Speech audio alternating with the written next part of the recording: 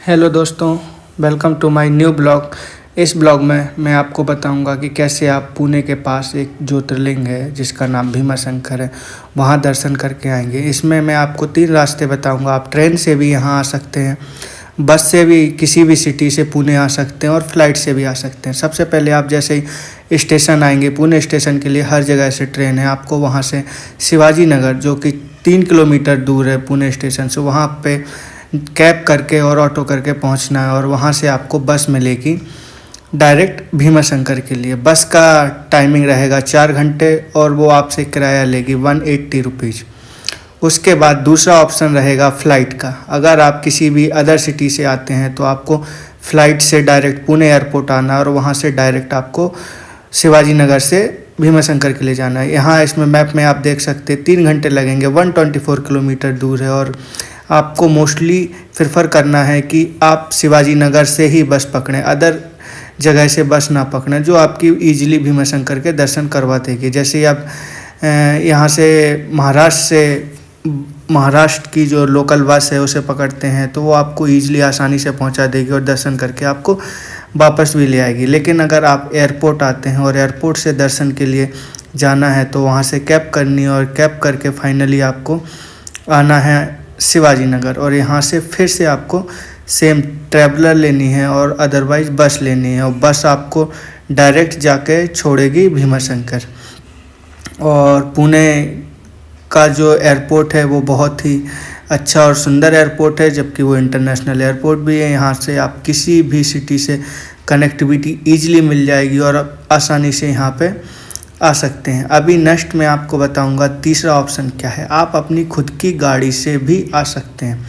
अगर आपके पास खुद की गाड़ी है तो आप उससे आसानी से आ सकते हैं और यहाँ भीमाशंकर दर्शन के लिए जा सकते हैं। इसका सबसे अच्छा और आसान रूट यही है, मैंने इसमें मैप में डाला है कि आप सबसे अच्छा अपनी खुद की गाड़ी से यहाँ और चल दें।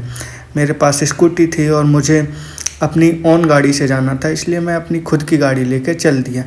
ये मुंबई हाईवे है, इस पर आप 16 से 17 किलोमीटर आगे जाएंगे तो वहाँ से आपको रास्ता मिल जाएगा और आप गूगल मैप में भी डाल के रास्ते के साथ निकल सकते हैं। मोस्टली आपको प्रेफर करना है कि जो पीक टाइम है भीमाशंकर जाने का उसे अवॉइड करें, क्योंकि भीमाशंकर जाने का पीक टाइम है मोस्टली सावन का महीना और शिवरात्रि। इस टाइम पे वहाँ पे बहुत सारी भीड़ रहती है और भीड़ की वजह से आपको दर्शन नहीं हो सकते।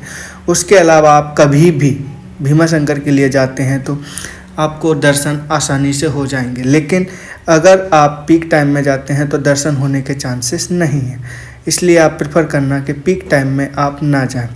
उसके अलावा इसमें जब आप भीमाशंकर जाते हैं और पुणे से निकलते हैं तो आप पुणे भी स्टे कर सकते हैं, लेकिन भीमाशंकर जाते समय आपको देखना है कि वहाँ पे बहुत सारे होटल्स हैं, बहुत सारे स्टे करने के लिए और बहुत सारा अच्छा खाना है। तो मोस्टली यही प्रेफर करना कि आप टाइम से पहले पहुँच जाएं। लेकिन जो लोग पुणे से हैं उनके लिए कोई परेशानी नहीं है, क्योंकि लिए वो ऑलरेडी जानते हैं कि हमें पुणे से कैसे जाना है।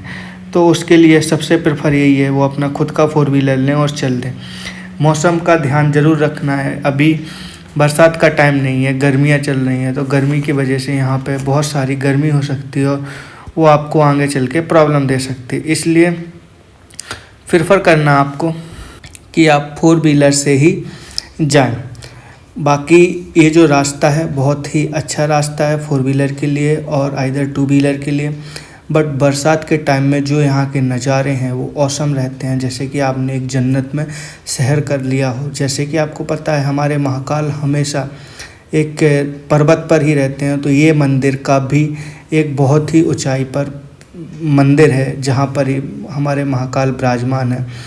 और उनके साथ साथ ये जो नज़ारे हैं रास्ते के वो देखने के लिए बहुत ही अच्छे हैं। हम लोग चलते गए, धीरे धीरे दूरी कम होती गई, लेकिन नज़ारे रास्ते का मज़ा लेते हुए हम फाइनली पहुंच गए भीमाशंकर से 5 किलोमीटर दूर। इसके अलावा यहाँ पे लोकल बस भी रहती है जो महाराष्ट्र गवर्नमेंट बस चलाती है, वो भी आपको डायरेक्ट दर्शन के लिए लेके जा सकती है, जैसे कि मैंने आपको इनिशियल में बता दिया। फिर धीरे धीरे हम चलते गए और बहुत सारे रास्ते मिले और फाइनली हम लोग एंटर कर गए हैं भीमाशंकर के प्रांगण में। यहाँ पे आप जैसे ही आगे बढ़ोगे तो आपको देखने को मिलेगा कि यहाँ पे पार्किंग भी है, जो कि 4 व्हीलर के लिए अलग से पार्किंग है और 2 व्हीलर के लिए अलग से पार्किंग है। 4 व्हीलर की पार्किंग है वो बेसिकली मंदिर से 4 किलोमीटर पहले है, वहाँ पे ही स्टे करवा दिया जाता है। और मंदिर से 5 किलोमीटर के आसपास में बहुत सारे रेस्टोरेंट और होटल हैं, जहाँ पे आप आसानी से स्टे कर सकते हैं, रुक सकते हैं और भगवान का नज़ारों का मज़ा ले सकते हैं। मोस्टली यहाँ पे जो लोग हैं ना, वो बरसात के मौसम में आते हैं, क्योंकि यहाँ बरसात का मौसम बहुत अच्छा रहता है। ऐसे करके सभी लोग दर्शन के लिए आते हैं। फाइनली हम लोगों ने अपना जर्नी कंप्लीट किया और हम लोग आ गए हैं प्रांगण में, जहाँ पे मंदिर था।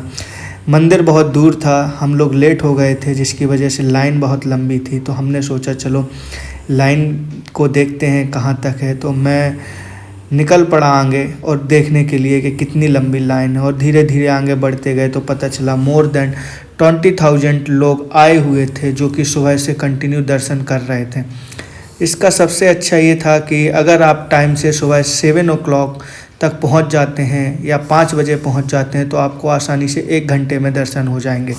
लेकिन 10 बजे के बाद दर्शन होने में बहुत भीड़ हो जाती है, जिसमें आपको थोड़ा भीड़ का सामना करना पड़ेगा, लेकिन बहुत ही आसान रहता है भीमाशंकर के दर्शन करने के लिए। महाराज भीमराज हमारे इधर विराजमान हैं। हमने ऑलरेडी एंट्री कर ली है और हम नीचे शॉर्टकट से आ गए थे। यहाँ पर एक फ्री लाइन है, जहाँ से आपको डायरेक्ट फ्री दर्शन मिलेंगे और वो लाइन बहुत लंबी होती है। इसी में गेट नंबर 2 है। गेट नंबर 2 में आपको देखना है, वहाँ पे आपको चार्जेस लगेंगे 500 रुपीज़ और वो आपको दर्शन करवा देंगे। यहाँ का ब्रोकर्स भी हैं, जो ब्रोकर दलाल आपको डायरेक्ट 1000 रुपीज़ 1200 में ले जाके सीधा मंदिर के अंदर प्रांगण में खड़ा कर देंगे। वहाँ से आप डायरेक्ट दर्शन करके आ सकते हैं। ये छोटी छोटी दुकानें थी, मिठाई की, फूल की, प्रसाद की, जो आप ले सकते हैं और आगे चल के चढ़ा सकते हैं।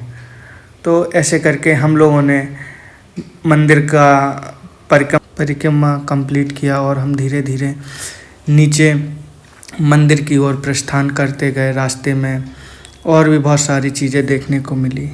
देखते देखते हम लोग मंदिर के पास गए, मंदिर में मत्था टेका, बाबा महाकाल का प्रसाद लिया, बाबा महाकाल के जयकारे लगाए और जयकारे लगाते हुए हम लोग वापस निकल आए मंदिर से। फाइनली दर्शन हो गए थे। भगवान का मंदिर अभी अंडर कंस्ट्रक्शन में चल रहा है और धीरे धीरे बन रहा है। फाइनली कुछ दिन में अच्छे से बन जाएगा और हम लोग निकल दिए अपने घर की ओर, क्योंकि हमें यहाँ पे दर्शन करने में मोर देन 1 आवर्स लगा, जिसमें हमने फाइनली दर्शन कर लिए, वो भी एक्स्ट्रा चार्जेस देके गेट नंबर 2 से। ये हमारी जर्नी थी, जो हमने बाबा महाकाल के चरणों में अपना टाइम समर्पित किया और उन्होंने का आशीर्वाद लिया। Thank you for watching this video.